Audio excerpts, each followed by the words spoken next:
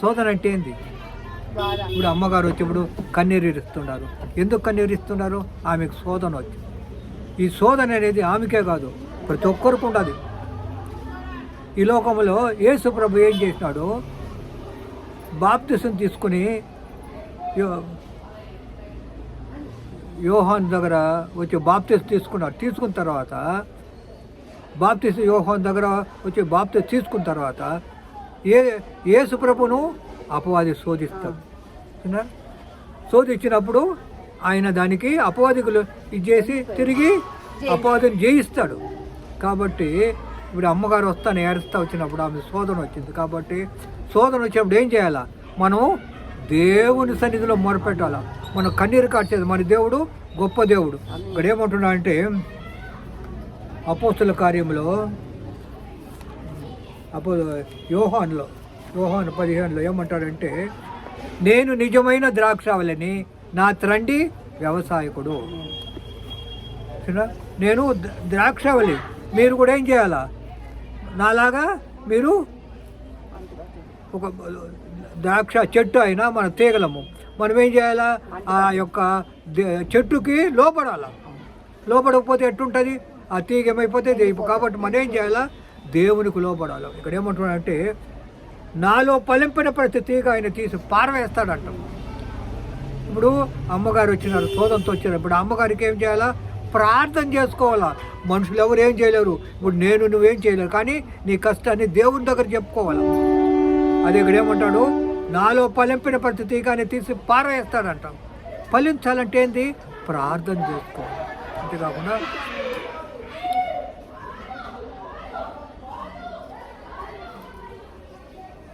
నేను మీతో చెప్పిన మాటను బట్టి మీరు ఇప్పుడు పవిత్రులై ఉన్నారు. ఇప్పుడు ఆయన మనకేం చెప్పినాడు? నా దగ్గర ప్రార్థన చేసుకోండి, నాకు లోబడండి, నేను మీకు తోడుగా ఉంటాను. నా యందు నిల్చుండుడి, మీ యందు నేను నిల్చుందును. తీగ ద్రాక్షవల్లో ఎట్ట ఉంటుంది? ఆ తీగ వచ్చేసి ద్రాక్షలు ఉంటేనే అది పడిపోయిందంటే ఏం ప్రయోజనం లేదు. అదేవిధంగా ఇప్పుడు అమ్మగారు వస్తానే నాకు ఏమయ్యే మనసులో శోధన. యేసు ప్రభు చేసే శోధనకి సోలిపోకూడదు. శోధన వచ్చినప్పుడు సోలిపోకూడదు. యేసు ప్రభులో బాప్తిసం ఇచ్చిన తర్వాత, బాప్తిసం తీసుకున్న తర్వాత ఆయన కూడా శోధన వచ్చింది, జయించినాడు. దేవునికే, దేవుని కుమారునికే శోధన, మనకు రాదా? కాబట్టి ఈ యొక్క మాట ప్రకారము అమ్మగారు ఇప్పుడు కన్నీటితో వచ్చినారు. కానీ దేవుడు ఏమంటున్నా అంటే, అమ్మ నువ్వు సోలిపోబాక, నేను నీకు ఆదరణగా ఉంటాను, అద్భుతకారి చేస్తాను అంటున్నాడు. అర్థమైనా? కాబట్టి అమ్మగారు ఏం చేయాలా? రాత్రికి పోయి ప్రార్థన చేసుకోవాలి. ఏమి ప్రార్థన చేయాలా అది ఇప్పుడు చెప్తాను. ఏం ప్రార్థన చేయాలా? మీరు బైబిల్ చదువుతారమ్మా? చదవాలి కదా. ఏం ప్రార్థన చేయాలో నేను చెప్తాను.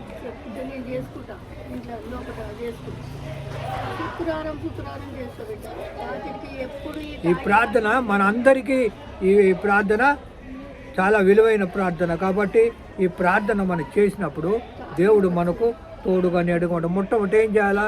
మనము పాపులము కాబట్టి మనం ఏం చేయాలా? పశ్చాత్తాపడాలా. ఏమని ప్రార్థన చేయాలంటే, దేవా నన్ను పరిశోధించి నా హృదయం తెలుసుకో. అయ్యా నన్ను పరిశోధించు, నా హృదయంలో నేనేం తప్పు చేస్తానో క్షమించు. అయ్యా నేను నీకు విరోధంగా చేస్తుంటాను, నీకు విరోధంగా నేను ఎన్నో కార్యాలు చేస్తుంటా, కానీ నువ్వు ఈ లోకానికి పాపుల రక్షకుడు అవ్వచ్చు. ఘోర పాపులు, పాపం చేసిన వాళ్ళు కాదు, ఘోర పాపం వాళ్ళు కూడా దేవుడు ఏం చేయాలి? రక్షకుడుగా వచ్చింది. ఆయన ఈ లోకానికి ఎందుకు వచ్చినాడు?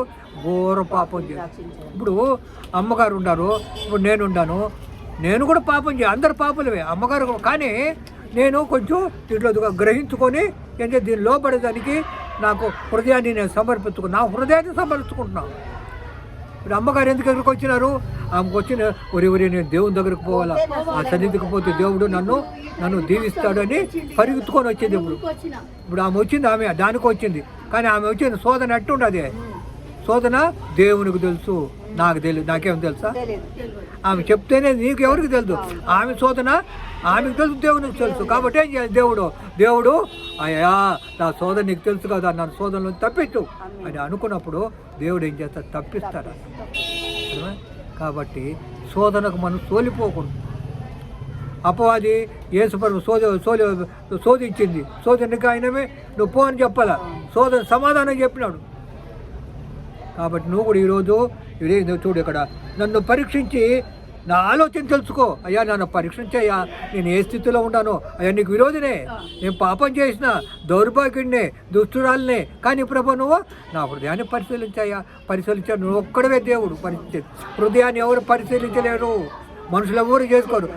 నీది ఇప్పుడు ఇది దేవునికి తెలుసు, నీకు తెలుసు అంతే. కాబట్టి అక్కడ ఏమంటాడంటే నాకు నీకు ఆయాస్కర మార్గం నా ఎంతనోదేమో చూడము.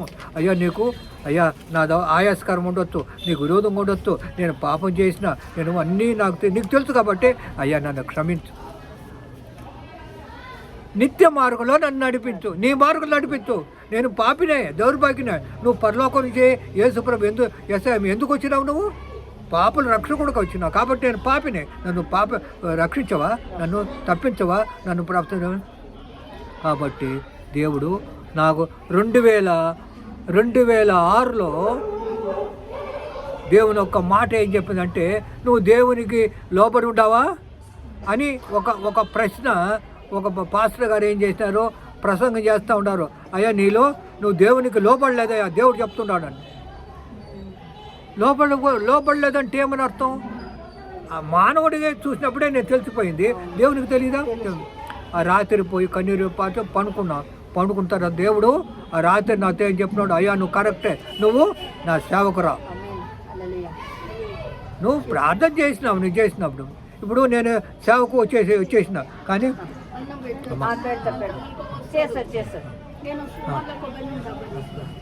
సతమ్మని చిన్న ప్రార్థన చేస్తాను.